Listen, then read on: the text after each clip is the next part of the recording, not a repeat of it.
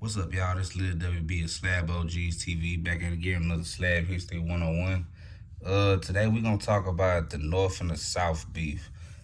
I would like to say like the golden era of the slab, that prime jacking era that, we all done heard about, coming up, or maybe have experienced it, might have happened to some of our partners, you know what I'm saying? But I just kinda wanted to come in and talk about not necessarily how it started, because I mean nobody truly knows how it started except for those few guys that was in the mix of the jacking. You know what I'm saying? But I want to start off by saying it. The North Side is not the ones who created the whole jacking of the slab.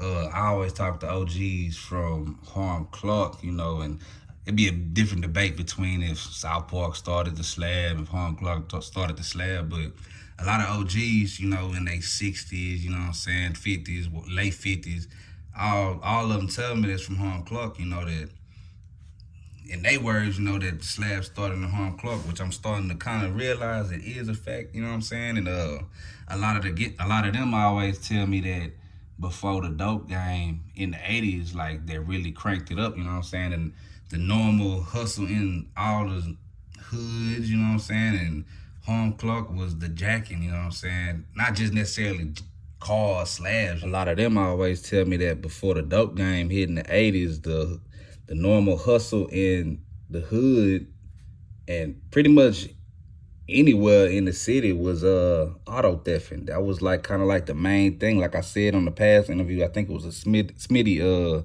Slab History 101, that a lot of these guys was stealing cars, and it ain't necessarily had to be like, we know like the Hammers and Vogues and all that. They was just auto thefting during that time and would take different parts to different stops, like the one stop shop, you know what I'm saying? I can never forget the one that they always tell me to. But it was multiple shops, being on the north side, that a lot of people would take their cars to. So for me thinking, kind of just sitting back thinking about that, if you got a lot of people coming from the south side, Harm Clark, South Park, they might be stealing cars and stripping parts down and taking them to these shops or whatever.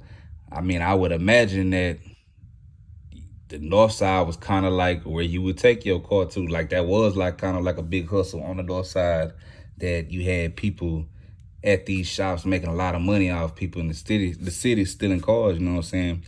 Another thing I always been hearing about, kind of like how the north and south side thing started too, not to get off topic, is the jails too.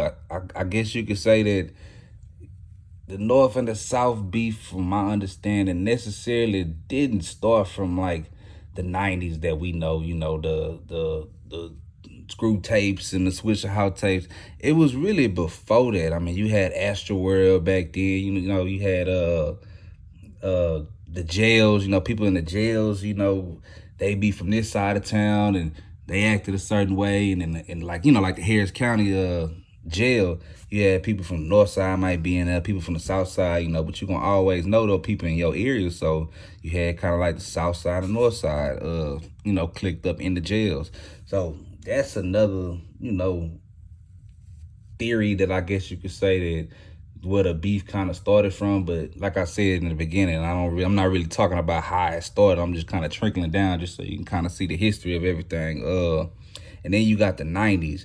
The 90s is when you got a lot of clubs popping up, you know what I'm saying? On the south side, you had a lot of people from the north side that was going to these clubs on the south side, and I think it was a couple spots, you know what I'm saying, that during this time too on the north side that, people from the south side might go to too. But mainly it was like you're meeting up at the club, but it's like everybody in the city was at these clubs, you know what I'm saying? And in the 90s, I always say it's the golden era of the slab. That's when everybody kind of started, candy paint stuff, belts, grills, fifth wheels. That's when they became mofos popping up, not just threes, mofos popping up. So you had a lot of these dudes pulling up to these clubs, and you got basically people from the entire sides of the city that just coming to these one clubs, and they just sitting there kind of just like, oh man, well, who is this? Who is this right here? And you got somebody right there saying, oh, that's such and such. He from South Park. That's such and such. He from Fifth Ward. He from Third Ward.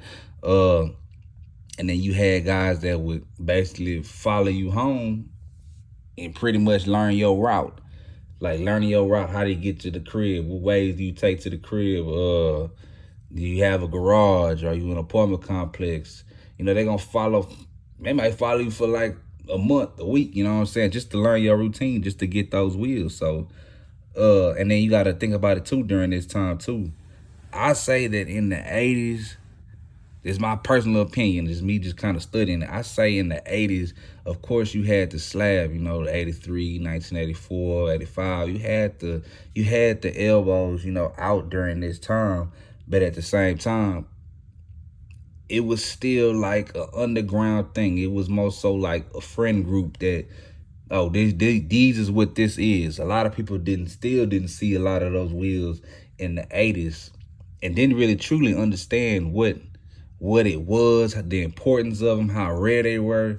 You know, you kind of just saw them wheels and was like, man, them wheels clean, man. I want to get some wheels like that one day, until you got older and started to realize that, oh man, these wheels really not made. These wheels, you can't just get these wheels anywhere.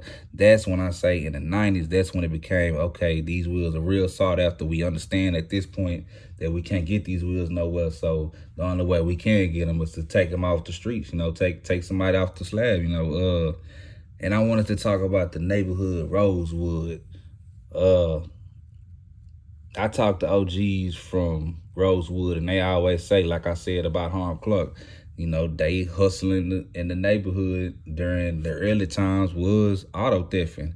And then I don't know what made it to where they was like, we gonna become the number one people that you would hear for stealing the slab. But maybe it's because they might have stole like the most complete slabs, or like slabs everybody known. But basically, from my understanding, a lot of people from the South Side really didn't know that it was a North Side. It was like North Side people taking the cars, until they started to figure out, you know, back in the day when they get their car stolen, the police say, oh, we found your car, come get your car.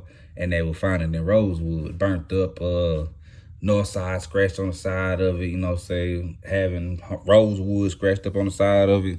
And that's not to say that there wasn't other neighborhoods doing it during this time too, because you had boys out of pretty much every side of town. Every hood had some jackers that were stealing cars. But from my understanding, they would take the cars, steal them, because they already knew Rosewood had a name for it, and put it on Rosewood, drop it off there, spray paint Rosewood. But they might be from Fifth Ward, Trinity Gardens, might even be from South Park. I heard different stories that people that from South Park and, you know, Sunnyside, South Acres, that they would think that it'd be a North Side person that took their car. But at the end of the day, it was pretty much somebody from your own neighborhood that was taking the car. But at the same time, Rosewood, I know some of those guys, you know what I'm saying? And, you know, the people that passed on, went to jail, you know what I'm saying? They told me personally that, you know, they was like taking the most cars, I guess you could say.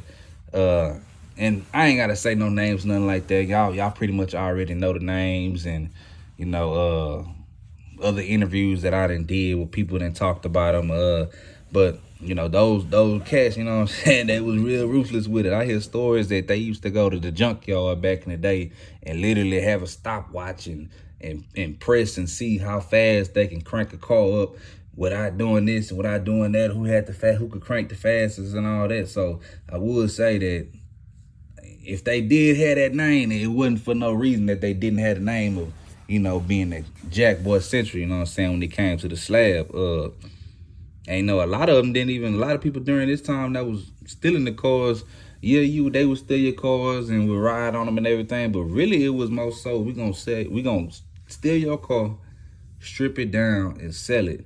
So you could have somebody in the neighborhood that might say, dang, I need belts, or man, I need a fifth wheel, man, I just need one swinger. You might have somebody from certain neighborhoods that's gonna draw up a whole list of what everybody on that side of town need, go steal a car and come back to the hood and strip it all the way down. Now you supplying your whole hood, you know what I'm saying, with, you know, slab parts, and making your homeboys' cars come out quicker, you know what I'm saying? So, no, that's just a little interesting fact. I talked to a lot of I talked to a lot of the cats from Rosewood, you know what I'm saying, and on the north side that was, taking cars back in the day, and they would always say that the reason that the beef kind of stopped, they always say like ESG and Slim Thug making an album, and Lil Flip going to Switch House, making raps with them kind of stopped the beef.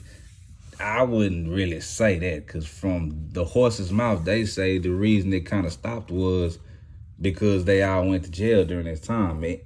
And the crazy part about it, they had all these people, all these neighborhoods shook up, and the boys was only 15, 16, 17 years old. They was pretty much kids still in these cars, because you got to think about the time period. But, when a lot of those guys, from that era of the 90s went to jail, that was pretty much the end.